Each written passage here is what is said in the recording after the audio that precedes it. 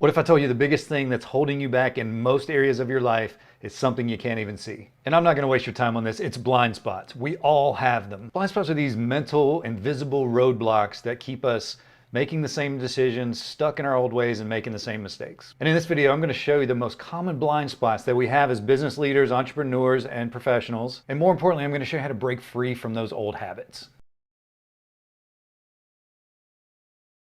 Hey, welcome back. This is Kevin. If it's your first time to the channel, I'd like to welcome you. We're going to talk about things that actually matter. And today we're talking about blind spots. And we're going to lead off with a fun fact. The National Science Foundation determined that 95% of our thoughts were the same thoughts that we had yesterday. What that means is that most of us are living our lives on autopilot. And that's why we don't see these blind spots that we're talking about. So let's jump into what the blind spots are and how we overcome them. And as you know, I like to anchor everything in with stories, so let's talk about Kodak. Back in the 80s, Kodak was a powerhouse of the photography industry. In fact, they literally invented the digital camera in 1975. And the big tragedy was they ignored that invention because they thought they already knew what customers wanted, so they didn't even bring it to market. And if you fast forward a little bit, in 2012, they actually filed for bankruptcy. So what the heck does that have to do with blind spots and me and you and everybody else? Well, the point is that what we know or what we think we know could actually be the thing that's holding us back. If you're into psychology, the psychologists call this the Dunning-Kruger Effect. The Dunning-Kruger Effect is a cognitive bias that says people with low knowledge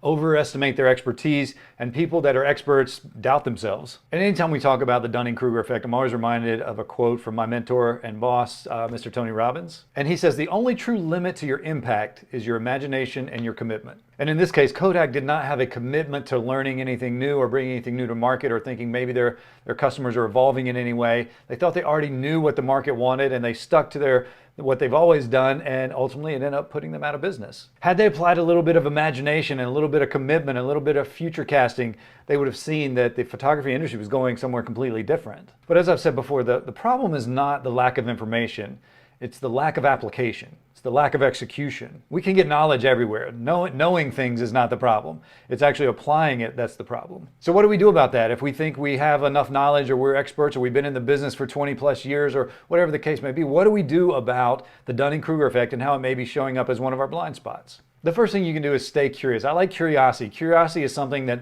leads to high-level innovation. It leads to expert status. And oftentimes we'll respond to something like, I already know this. And that's the incorrect response to something you already know. The correct response would be, how am I applying this? So if we stay curious and replace already know this with how am I applying this, we can see things from a different perspective. And to support that, we want to surround ourselves with growth-minded people, meaning don't get stuck with people who are not going anywhere, who aren't pushing the limits, asking the right questions, staying curious themselves. Put yourself in rooms with people who are curious, who are asking the right questions, who are constantly evolving, who have a lot of knowledge but never use it as a comfort zone. They always use their knowledge as a way to ask better questions. So here's a rhetorical question for you. Where in your life or in your business do you acknowledge that you know something but haven't applied it yet? It might be that it's in marketing or sales. It could be that it's in relationships or networking or public speaking. Where do you have ample knowledge but you haven't applied it? Write that down somewhere as something that you want to work on. And here's an interesting story about a study that was done with over 600 people who said, I would like to lose some weight. And this study was done by the Journal of Consumer Research, and it determined that the people in that study who said, I'll start Monday, 42% of those people never started at all than the people who said, I'm going to start now. And one of my favorite aspects of research was from the Harvard Psychological Studies, and it says the brain treats the future you like a stranger. And what that means is that our brain isn't able to comprehend or embrace where we're growing towards. So we have to train it to think differently. We have to train it to embrace our future selves instead of staying in our present selves. The brain will go into survival mode and rely on past experiences to anchor us in. And that's why 95% of our thoughts every day are exactly the same, because it's just familiar to our brain. When we train our brain to think ahead instead of thinking behind, we come up with different outcomes. This brings me to another quote by my boss and mentor. He says, the road to someday leads to a town called nowhere. I got to thank Tony Robbins for all this great stuff, but it's so true. If you think I'm going to start one day, you're more likely to never start at all than if you started today. Because you know the old adage, tomorrow's the best day of the week. Well, tomorrow's also the day where you'll never get it done. You'll go through the next 5 or 10 years without progressing at all. And science proves that. And the reason for that is that the brain likes the short-term win. It likes the dopamine hit. And we can't get the short-term win when we're talking about ourselves 3 years from now. because it's a process. It takes time. But we can get the dopamine hit if we think about our greatest moments in high school, and we go back to that, even though for me it was 30 years ago. We can still get that dopamine hit. Instead of thinking 20 years ahead, we're thinking 20 years behind, and that's why we never progress. And when we do that, what we're really doing is we're avoiding discomfort. We're saying this discomfort is part of the future me's problem. It's not part of present me's problem. So we shove it off. I'll do it later. I'll handle it later. I'll get healthy in my 40s. I'll get healthy in my 50s. And where does that lead? It leads to bigger problems. And the truth of the matter is, the longer you wait, the harder it is to start. That's not news to anyone. So if you're looking at whether today is the day or tomorrow is the day, anytime you can force yourself to start today, you stand a better chance of success than if you start tomorrow, because the likelihood of you starting tomorrow versus today is very small. All right, so what do we do about this? What do we do about the I'll do it later syndrome, or the push it off, or it's my future self's problem? What do we do about these things? If you're a fan of Mel Robbins, I hope she appreciates me using this, but the 5-second rule, read the book, it's great. But the 5-second rule, count to 5 and then do it anyway. That's how you really do it. If you're getting out of bed and about to hit snooze again, count to 5, put your feet on the floor, get up and get going. It sounds so simple, doesn't it? It sounds so easy. But honestly, when you put things like that in practice, over time you realize that you're not actively counting to 5, you're just thinking about that rule and then doing it anyway, and that promotes action, and action brings results. The next thing you can do is proclaim it publicly, like put it on social media. Here's my goal, here's what I'm doing. Tell your spouse, tell your partner, tell your family, tell your friends, tell anybody you can, here's what I'm working towards. Because when you put it out publicly, 60% of people who announce things publicly get what they want. They achieve the goal. That's from the American Society of Training and Development, by the way. And the last thing you can do to really get over the I'll save it for later complex is start with a smaller version of the goal. Instead, we see the peak, but we don't see the mountain, and we see the peak, but we don't see base camp 1. So if your goal is go to the gym, that's a little vague. That's really just going to the gym, but the goal should be run 1 mile and run that 1 mile and then stop. And then start building that and compound that over time. That's really how you do it. Instead of the mountain of a goal, parse it down into smaller digestible parts. All right, another story time. This is about Sylvester Stallone, Rocky. You know Rocky. Well, he's got a fascinating story, and I lived in Philadelphia for a long time.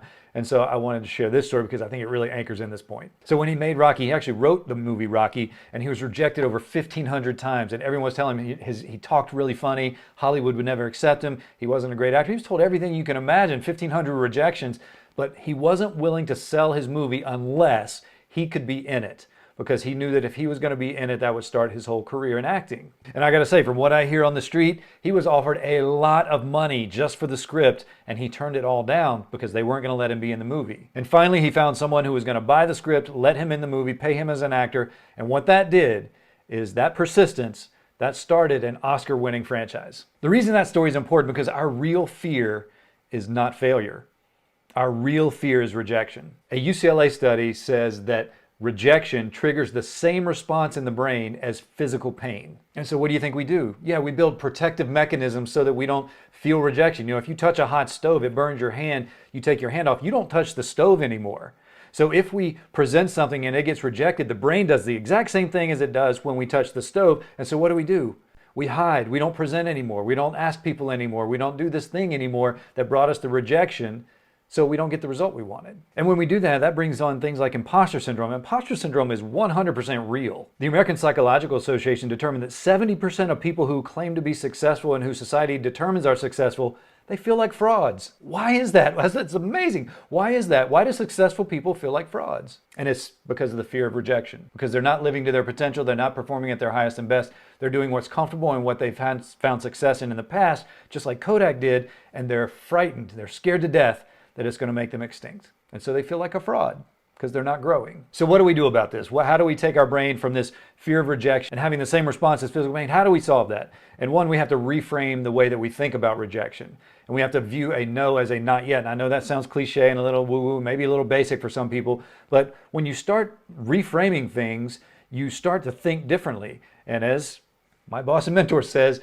it's 80% psychology, 20% talent. So if you can get your brain to think right, and you can reframe all the rejection things that go on in your life in a different way so that you will keep going and keep putting forth effort, you're stand to win. And I gotta say, I've been an entrepreneur for almost a decade. I've been in sales for 25 years. I've been in corporate. I've been all these places. And what I know, having all those years behind me, is that everyone is figuring it out. No one knows what the hell they're doing. And in that, I mean, People are judging you far less than you think they are. People are thinking about you far less than you think they're thinking about you. So a lot of our fear of rejection is manufactured, is made up, it's not even real. So just keep that in mind. We're all out here just trying to figure it out, that's all. And the last thing I would encourage you to do to get over this idea of rejection is to take more risk. And I know that sounds weird, that if you're scared of something, do it more, but that doesn't sound as weird as it did at first, now does it? So take more risk, and what you'll learn by that is by putting yourself out there more, you will start to get used to it. You'll start to get comfortable with it, and you'll start to do it better, and you'll start to get more praise from doing it. And what do you think that does? Yes, that gets you doing the thing you know you should be doing even more. All right, let's recap this really quick. Let's go back to section 1. This is the I already know that trap. What do we do in that case? You stay curious. Be curious about everything. Ask more questions, ask better questions. And if your problem is the I'll do it later, if that's your mantra, if that's your thing, if that's where you lean on, what do we do about that? Decide that in 5 seconds you're going to start that thing. You're going to do the thing today. You're not going to start tomorrow. You're going to start today. Even if it's a small step, make it a digestible goal. Run 1 mile if health is your thing. Make 4 phone calls if sales is your thing. Create 1 page on my website if that's your thing. Whatever your thing is, start today. And this idea of being too much or even being not enough, we're all in our heads about those things. How do we navigate those waters? It's a fear of rejection, not a fear of failure. So how do we navigate that? Start with your brain. How do you think about rejection? What is rejection to you? What is going on in your body and your mind when you feel rejection? And how can you reframe that? Remember, it's a not yet, not a no. And I will say this, your future is determined by what you do now, not by what you intend to do tomorrow. So if you look at your day today and everything you did in this day before you watched this video, before you did anything, that is how your future is going to look.